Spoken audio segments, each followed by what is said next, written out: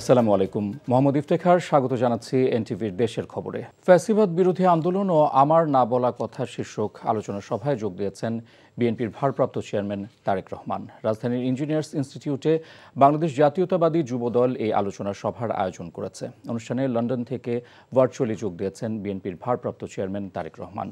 জুলাই আগস্ট গণ অভ্যুত্থানের শোক ও বিজয়ের বর্ষপূর্তি উপলক্ষে এই আলোচনা সভা অনুষ্ঠিত হচ্ছে। অনুষ্ঠানে বিএনপি মহাসচিব মির্জা ফখরুল ইসলাম আলমগীর সহ দলের কেন্দ্রীয় নেতারা যোগ দিয়েছেন। অনুষ্ঠানের শুরুতেই জুলাই গণ অভ্যুত্থানের শহীদ পরিবারের সদস্যরা বক্তব্য রাখেন।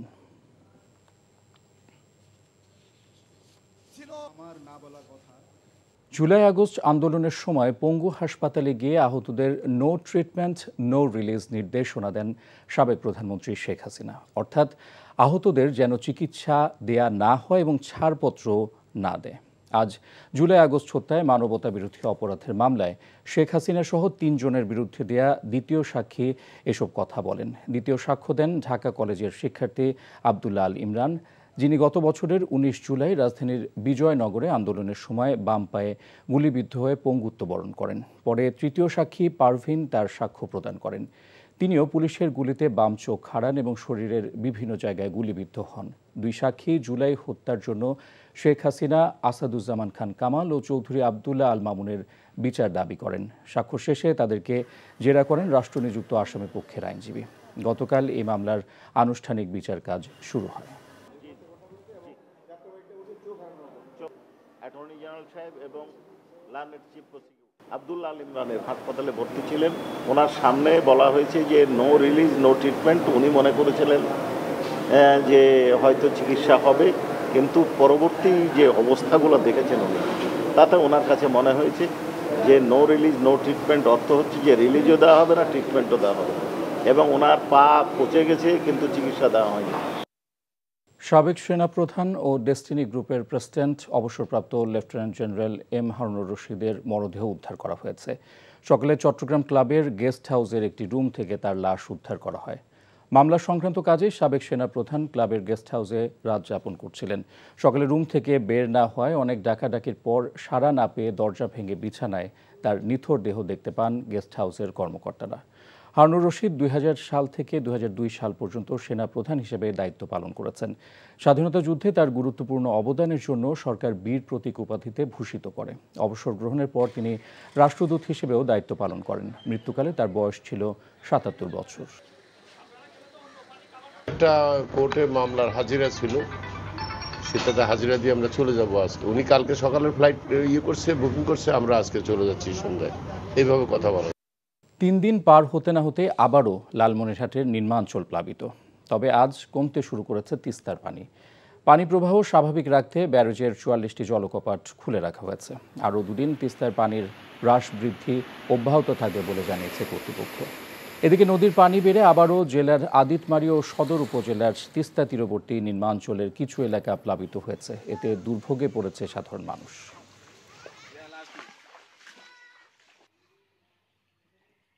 এখন বাড়ি ঘরে পানি উঠছে, পাকশাক করার কোনো বুদ্ধি নেই।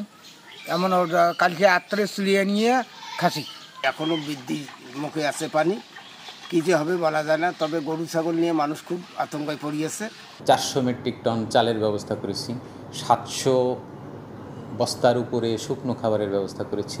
যাদের ঘর বাড়ি চলে গেছে একেবারে, তাদের জন্য টিনের ব্যবস্থা করা হচ্ছে এবং সরকার থেকে বলা হচ্ছে যদি কারো গরু বা গবাদি পশু ভেসে যায় তাহলে সেটার ক্ষতিপূরণ আমরা দেব। এদিকে 2 যুগের জলাবদ্ধতার ভোগান্তি নিয়ে বসবাস করছে কুমিল্লা শহরের চাঁদপুর এলাকার মানুষ। অনেকেই বাড়িঘর ছেড়ে যাচ্ছেন অন্যত্র। স্বাস্থ্য ঝুঁকিতে পড়েছে শিশু ও বৃদ্ধরা। ঝিনাইদহে টানা বর্ষণে তলিয়ে গেছে ফসলের মাঠ, ডুবে গেছে নিচু এলাকা।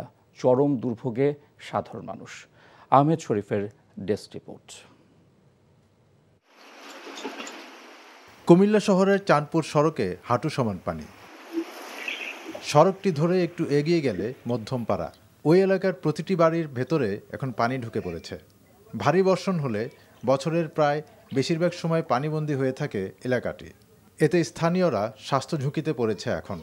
জলাবদ্ধ এলাকায় ব্যবসা বাণিজ্য ও যান চলাচলও কমে যাচ্ছে দিন দিন। চাঁদপুর এলাকার বাসিন্দাদের অভিযোগ, এলাকাটি শহরের ভেতরে হলেও সিটি কর্পোরেশনের বাইরে হওয়ায় নাগরিক সুবিধায় নজর নেই প্রশাসনের। 2 যুগ ধরে এই সমস্যা এখন প্রকট আকার ধারণ করেছে। ছেলেমেয়ে লইয়া বা কোনো প্রেগনেন্ট মহিলা লইয়া কোনো অসুস্থ রোগী লইয়া কোনো যাওয়া যায় না। স্কুলে বাচ্চা কাচ্চা নিতে তো অনেক সমস্যা, ওই জায়গায় রিক্সা পাওয়া যায় না। আমরা 15-20 বছর আজকে দুর্ভোগে আছি। উপজেলা প্রশাসন বলছে এই সমস্যা সমাধানে উপজেলা প্রকৌশল বিভাগ ও স্থানীয় চেয়ারম্যানকে নির্দেশনা দেওয়া হয়েছে। পানিবাহিত রোগের প্রাদুর্ভাব, চর্মরোগ, এগুলো আমরা শুনেছি যে এগুলো হচ্ছে, মানুষ আক্রান্ত হচ্ছে, চলাচলে অসুবিধা তো আছেই। তো এটা আমাদের খুব প্রায়োরিটিতে আছে এই বিষয়টা। অন্যদিকে টানা বর্ষণে ঝিনাইদহের বিস্তীর্ণ অঞ্চলের মাঠের ফসল এখন পানির নিচে। সবচেয়ে ক্ষতিগ্রস্ত হয়েছে ঝিনাইদহ সদর উপজেলার পোড়াহাটি, গান্না, নলডাঙ্গা, মহারাজপুর ইউনিয়নের গ্রামগুলো। খাল এবং ড্রেনেজের পানি নিষ্কাশনের খুব অপ্রতুলতার কারণেই হয়তো এই জলাবদ্ধতার সৃষ্টি হয়েছে। বিভিন্ন নদীতে খালে উন্নয়ন কাজও চলমান আছে, যার ফলে সেখানে কিছু ডাইভারশন রোড আছে, হঠাৎ করে বৃষ্টির ফলে সেই রোডগুলো রিমুভ করা যায়নি। এদিকে টানা বর্ষণে ঝিনাইদহ পৌরবাসীর দুর্ভোগ চরমে। পাড়া মহল্লার বাড়িঘর বৃষ্টির পানিতে তলিয়ে গেছে। অপরিকল্পিত নগরায়ন এবং প্লাস্টিক পণ্য ব্যবহারের কারণে এইগুলো পরে পানি যাওয়ার পথ একেবারেই বন্ধ হয়ে গেছে। জেলা কৃষি সম্প্রসারণ বিভাগের তথ্য মতে জেলার 6টি উপজেলায় অতিবর্ষণে এ পর্যন্ত 6,872 হেক্টর জমির ফসল পানির নিচে তলিয়ে গেছে। আহমেদ শরীফ, এনটিভি নিউজ ডেস্ক। সেপ্টেম্বর থেকে বিআইডব্লিউটিসি এর বহরে 18টি জলযান যুক্ত হচ্ছে বলে জানিয়েছেন নৌ পরিবহন উপদেষ্টা অবসরপ্রাপ্ত brigadier general doctor M Sakhawat Hossain. দুপুরে মুন্সিগঞ্জের গজেরিয়ায় 3 অ্যাঙ্গেল শিপইয়ার্ডে বিআইডব্লিউটিসি এর বিভিন্ন ধরনের নির্মাণাধীন নৌযানের নির্মাণ কাজ পরিদর্শন শেষে একথা বলেন তিনি। এই শিপইয়ার্ডে 18টি নৌযানের নির্মাণ কাজ চলছে। চলতি বছরের মার্চ মাস থেকে নৌযানগুলো হস্তান্তর করার কথা ছিল, কিন্তু সমস্যার কারণে নির্ধারিত সময়ে তা হচ্ছে না জানিয়ে উপদেষ্টা বলেন, কাজের সামগ্রিক অগ্রগতি হয়েছে 90%। সেপ্টেম্বর মাস থেকে নৌযানগুলো হস্তান্তর করা হবে বলে আশা প্রকাশ করেন তিনি। সারা দেশের 165টি উপজেলার সবগুলো প্রাথমিক বিদ্যালয়ে স্কুল ফিডিং প্রকল্প চালু করা হবে বলে জানিয়েছেন প্রাথমিক ও গণশিক্ষা উপদেষ্টা অধ্যাপক ডাক্তার বিধান রঞ্জন রায় পোদ্দার। রংপুরের এক অনুষ্ঠানে তিনি কথা বলেন। সরকারি প্রাথমিক বিদ্যালয়গুলোতে স্কুল ফিডিং প্রকল্প হাতে নিয়েছি এবং এইটার 2টা প্রকল্প আছে। আমাদের বড় প্রকল্পটা হচ্ছে সারা দেশের 150টা উপজেলার সবগুলো স্কুল।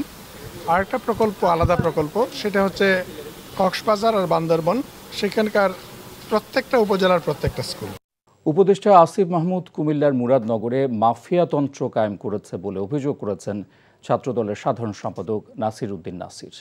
দুপুরে উপজেলা ছাত্রদলের সিনিয়র যুগ্ম আহ্বায়ক নাজিম মাহমুদ সহ বিএনপি ও সহযোগী সংগঠনের 13 নেতাকর্মীকে জেলখানায় দেখতে গিয়ে তিনি এসব কথা বলেন।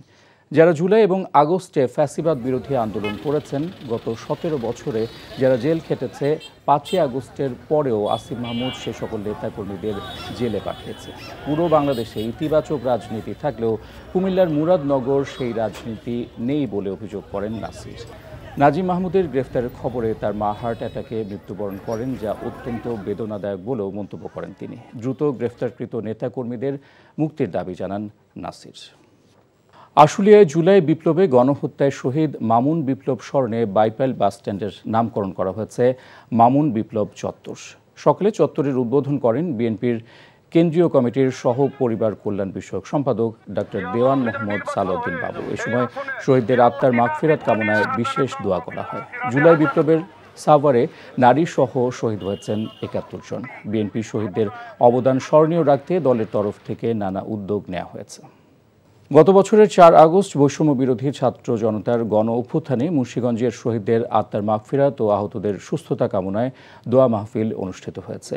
এতে জেলা বিএনপির সাবেক সভাপতি মোহাম্মদ আব্দুল হাইয়ের রোগ মুক্তি কামনা করেও দোয়া করা হয়। সকালে জেলা শহরের কৃষি ব্যাংক সংলগ্ন সড়কে দোয়া ও মোনাজাতের আয়োজন করে শহর বিএনপি, সদর উপজেলা বিএনপি ও অঙ্গ সংগঠন। এতে প্রধান অতিথি হিসেবে সংক্ষিপ্ত বক্তব্য রাখেন জেলা বিএনপির সদস্য সচিব মোহাম্মদ মহিউদ্দিন আহমেদ। মোংলায় আটক হওয়া 14 ভারতীয় জেলেকে কারাগারে পাঠানো হয়েছে। পুলিশ এ জেলেদেরকে দুপুরে বাগেরহাট আমলি আদালতে পাঠালে আদালত তাদেরকে জেল হাজতে পাঠায়। শনিবার রাতে মোংলা বন্দরের অদূরে ফেয়ারওয়ে বয়া সংলগ্ন গভীর সাগর থেকে এফপি পারমিতা নামের ভারতীয় ফিশিং ট্রলার সহ 14 জেলেকে আটক করে নৌবাহিনী।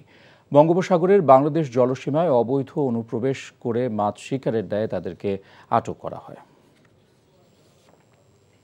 রাজশাহী বিশ্ববিদ্যালয়ের অ্যালুমনাই অ্যাসোসিয়েশন রুয়ার নির্বাচিত কার্যনির্বাহী কমিটি আনুষ্ঠানিকভাবে দায়িত্ব গ্রহণ করেছে। সিনেট ভবনে দায়িত্ব গ্রহণ করে রুয়ার সভাপতি জামায়াত ইসলামের সহকারী secretary general M Rafiqul Islam Khan. বলেন, অরাজনৈতিক সংগঠন হিসেবে সবার সহযোগিতা নিয়ে নিরপেক্ষভাবে রুয়ার কার্যক্রম পরিচালনা করা হয়। উপাচার্য অধ্যাপক ডক্টর সালেহ হাসান নকিবের সভাপতিত্বে অনুষ্ঠানে উপাচার্য অধ্যাপক ডক্টর ফরিদ উদ্দিন খান ও অধ্যাপক ডক্টর মোহাম্মদ মাইনুদ্দিন উপস্থিত ছিলেন। আর এই ছিল দেশের খবরে। এই খবরের ভিডিও সহ আপডেট জানতে ভিজিট করুন এনটিভি অনলাইন www.ntvbt.com। এছাড়াও এনটিভির জনপ্রিয় সব অনুষ্ঠান ও খবরের আপডেট জানতে ভিজিট করুন আমাদের ইউটিউব ও ভেরিফাইড ফেসবুক পেজ। 6টায় ইভিনিং নিউজ দেখার আমন্ত্রণ রইল। ধন্যবাদ সবাইকে।